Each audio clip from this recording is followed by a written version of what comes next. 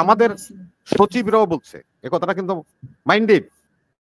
আপনার মহিষ সাহেব বলছে যে ইয়ে হবে সব, এই আপনার স্থানীয় সরকার নির্বাচনে মেম্বার নির্বাচিত হবে, মেম্বাররা চেয়ারম্যান, মেয়র, উপজেলা চেয়ারম্যান, মহিলা ভাইস চেয়ারম্যান এগুলি নির্বাচন করবে।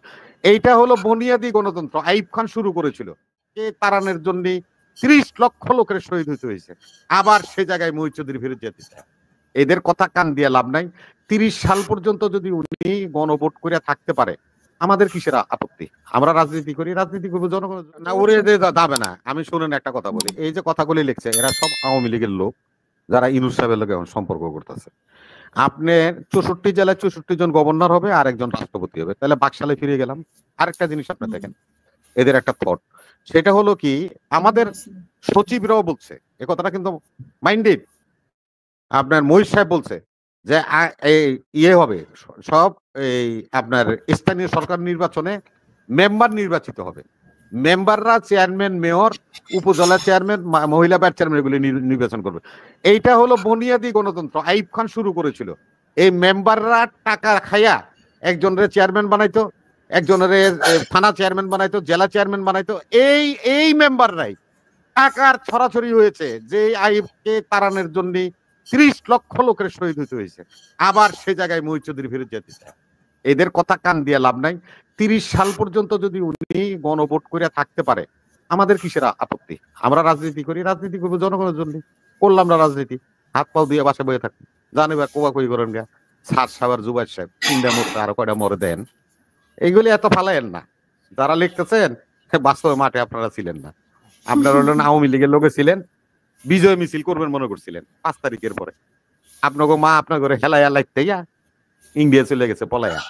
আপনারা এখন একটু চুপ থাকেন, সরকারের চলতে দেন, আর এই সমস্ত কমেন্টস করে ফাইজলামি মারাই। Sharmila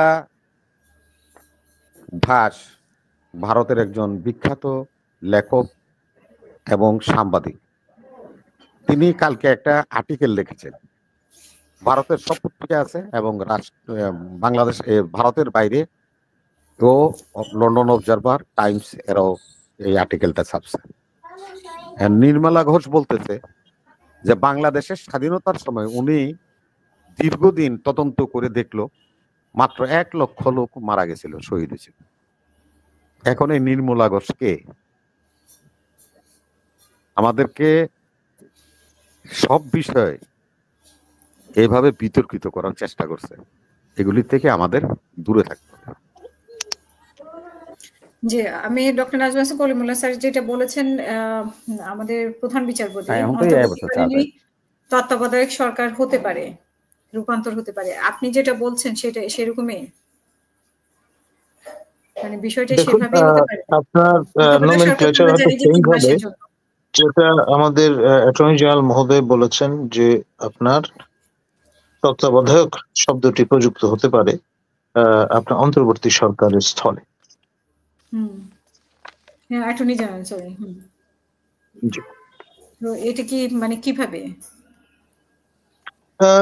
name game? আপনি যদি আজকে হাসিনা আক্তার না হয়ে খালেদা আক্তার হয়ে যান, তাহলে এটা তো আপনার প্রেরোগেটিভ, আপনার ইচ্ছা।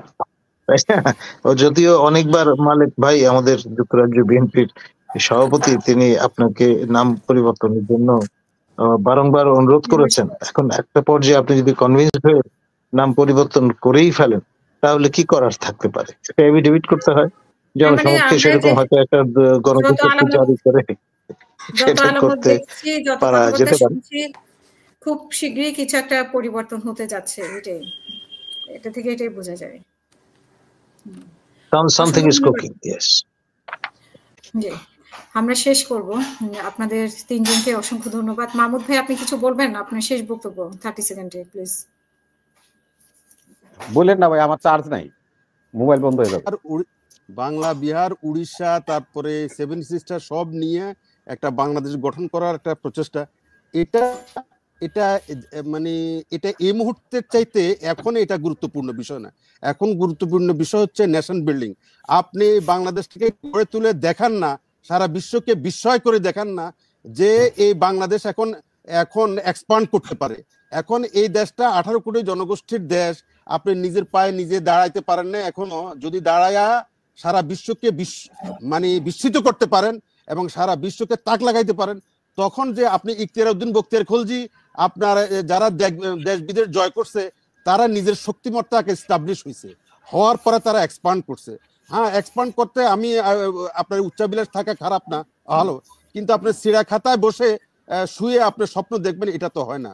আপনি এটা একটা বলা মানে বলার জন্য বলা কিনা, বা মানুষকে স্বাভাবিক একটা সস্তা জনপ্রিয়তা, সস্তা কিনা, সেটাও দেখার বিষয়। সেইভাবে চিন্তা করলে মানে একটা জাতীয় চিন্তা, সেভাবে চিন্তা করাটা আমার মনে হয় ঠিক হবে না।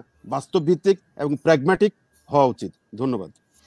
যে সবাইকে অসংখ্য ধন্যবাদ। আমাদের পরবর্তী অনুষ্ঠান দেখা আমাদের এখানে শেষ করবো। সবাই ভালো থাকবেন, সুস্থ থাকবেন। আল্লাহ হাফেজ। আসসালামু আলাইকুম।